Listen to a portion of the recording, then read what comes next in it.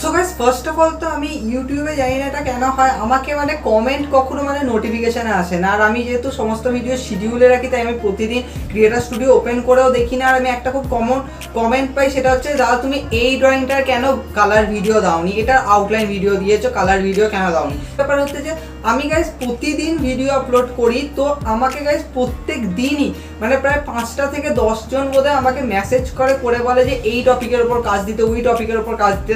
তো আমি কিছু কিছু ওয়ার্ক মানে স্পেসিফিক করে দিই যে হ্যাঁ আমি এইটার ওপর কালার ভিডিও আনবো, কিন্তু সবাইকে তো আমি at a time colour video দিতে পারবো না। কারণ দেখো আউটলাইন ভিডিও বানাতে বেশি টাইম লাগে না, কিন্তু কালার করতে অলমোস্ট একটা গোটা দিন বা হয়তো দিনে হয়তো 2টো ভিডিও হয়তো তাহলে হয়তো রেডি হবে কালার করে।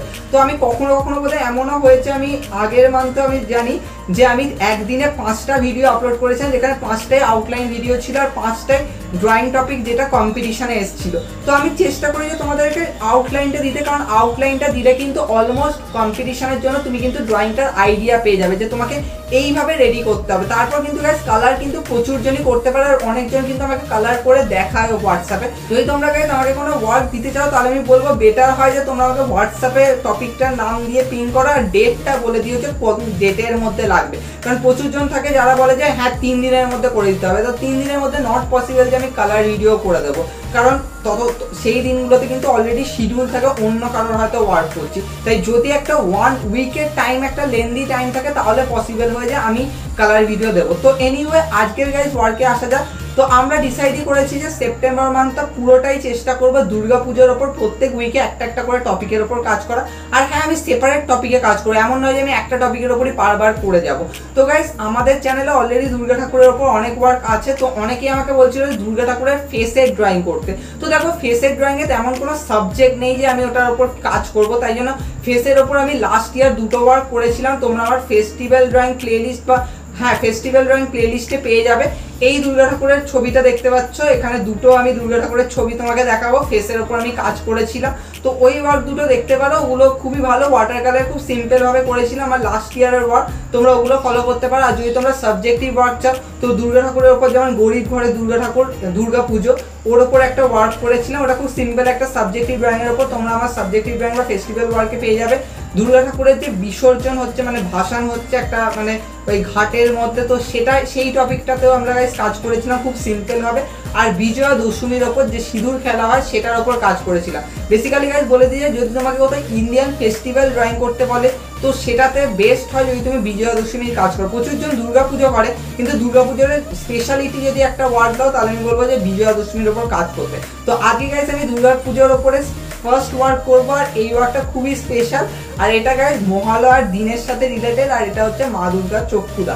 তো গাইস এই ওয়ার্কটা খুব ভালো মতো দেখো, আর এই ওয়ার্কটাকে আমি পুরো স্টেপে স্টেপে গাইস কাজটা করবো, আর তোমাদেরকে দেখাবো যে কুমোরটুলিতে কিভাবে দুর্গা ঠাকুরের মানে চক্ষুদান করা হয়, সেখানে কিভাবে মানে রেডি করা হয় পুরো জায়গাটা, আর পুরো মানে তোমাকে পুরো সিনারিওটা অ্যাজ এ ক্যামেরা শুট পুরো সিনারিওটা গাইস দেখাবো। তো স্পেশালি গাইস এখানে আমি চোখ দিয়ে স্টার্ট করেছি, দেখতে পাচ্ছ। আমি সবসময় বলি যে পোর্ট্রেট ড্রয়িং করার সময় সবসময় চোখ দিয়ে আগে স্টার্ট করা দরকার। তো এখানে আমি সেম টু সেমই করেছি, এখানে আমি ফার্স্টে চোখটা দিয়ে স্টার্ট করেছি। তো মা দুর্গার ফার্স্টে আমি চোখটা করেছি, তার উপরে আমি ওপরের পোর্শনটা করেছি, তারপরে আমি নিচের পোর্শনটা করব। তো নর্মালি মা দুর্গার যে মূর্তিটা হয় মানে যে ফেসের পোর্শনটা, সেটাকে গাইস খুব ডিটেলসে করব।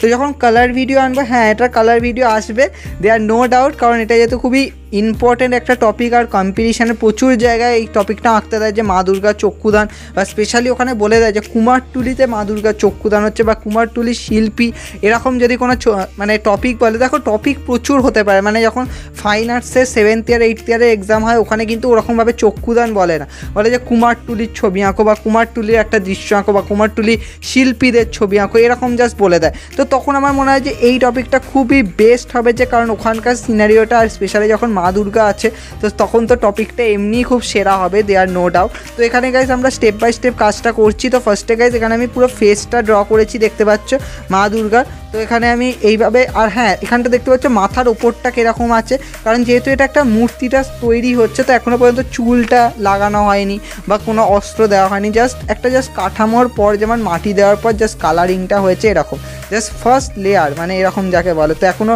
মানে ড্রেসিং করাটা বাকি আছে যাকে বলে, জাস্ট তার আগের লেয়ারটা।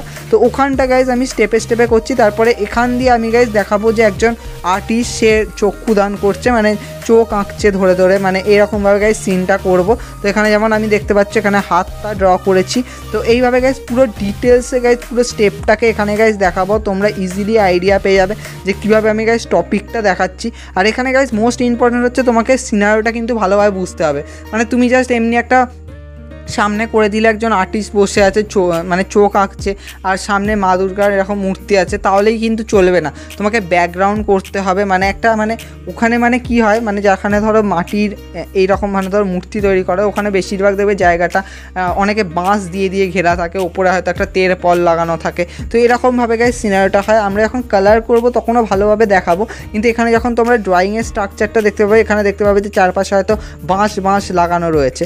আর গাইজ এই জিনিসটা না গাইজ তোমাকে খুব ভালো মতোভাবে ফিল করতে হবে, কারণ আমরা জানি যে আমরা অনেকেই হয়তো কুমারটুলিতে গিয়ে এরকম সিন দেখিনি, কিন্তু তোমরা গাইজ ইচ্ছা করলে একবার যেতে পারো, বা তোমাদের হয়তো আশেপাশে কোনো এরিয়া বা ডিফারেন্ট ডিস্ট্রিক্টে অনেক জায়গাও আছে যেখানে হয়তো মা দুর্গার এরকম মূর্তি তৈরি করা হয়। তো সেখানে গিয়ে দেখতে পারো যে কীরকমভাবে হয়, কারণ এই সমস্ত মূর্তি কিন্তু অনেক লম্বা হয়, মানে অনেক বড় হয়। তো এরকম নিশ্চয়ই কেউ হয়তো এরকমভাবে বসে মানে চক্ষুদান করবে না বা কালার করবে না। তো ওখানে গাইস এরকম কি হয় যে অনেক সময় কিছু লোক থাকে যারা হয়তো মইয়ের ওপর উঠে হয়তো মানে এরকমভাবে ড্রয়িং করে। আবার অনেক সময় দেখবে অনেক আর্টিস্টদের স্টুডিও থাকে, স্টুডিওতে কীরকম থাকে হচ্ছে গাইস অনেকে না বাঁশের মানে বাঁশ লাগিয়ে একটা পাটাতন মতো করা থাকে, মানে কীরকম বলবো, মানে কাঠ দিয়ে পাটাতন করা থাকে।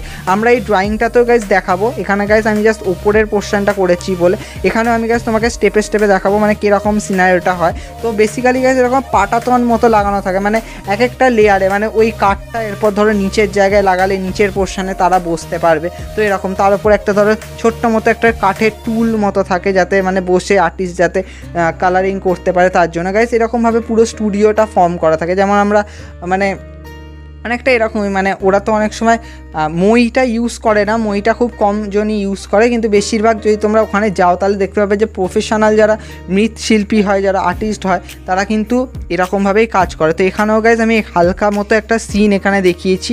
তো তার সাথে সাথে মা দুর্গার আমি তুমি দেখতেই পাচ্ছ আমরা নর্মালি বডি স্ট্রাকচারটা করছি, যেমন হাতগুলোকে করছি। আর গাইজ হাতের পাশ দিয়ে দেখতে পাচ্ছ এরকমভাবে বললামই যে বাঁশ মতো করব। আমি আগেই বললাম যে ওখানে আমরা দেখাবো যে বাঁশগুলো রয়েছে। তো ওখানে গাইস সিম্পলভাবে গাইস সিনারিওটা এখানে নিয়ে আসবো। তো ভালোভাবে দেখো আমরা এখানটা কীভাবে করছি, তোমরা স্টেপ বাই স্টেপ আইডিয়া পেয়ে যাবে। আর এই ব্যাকগ্রাউন্ডে যেমন দেখতে পাচ্ছি এখানে আমি জাস্ট তেরপল মতো দেখানোর চেষ্টা করেছি। তো নর্মালি আমি যখন কালার করবো তখনও আইডিয়া পেয়ে যাবে। তার সাথে ওখানে ধরো দেখতে পাওয়া যায় এরকম বড় হ্যালোজিন লাইট লাগানো থাকে, মানে ওখানে মানে এই যে মূর্তি যে করছে তো তার সামনে একটা আলো লাগানো থাকে, যে ওরকম একটা সিনারিও করে দিয়েছি। তো এইভাবে গাইস পুরো জায়গাটা গাইস পুরো স্টেপে করবো গাইস। একটা সাবজেক্টিভ ড্রয়িং রেডি করতে হলে কিন্তু চারপাশের পুরো ভালো মতো আইডিয়া থাকতে হবে। তো এই আইডিয়াগুলো গাইস আমি ডিটেলসে দেবো।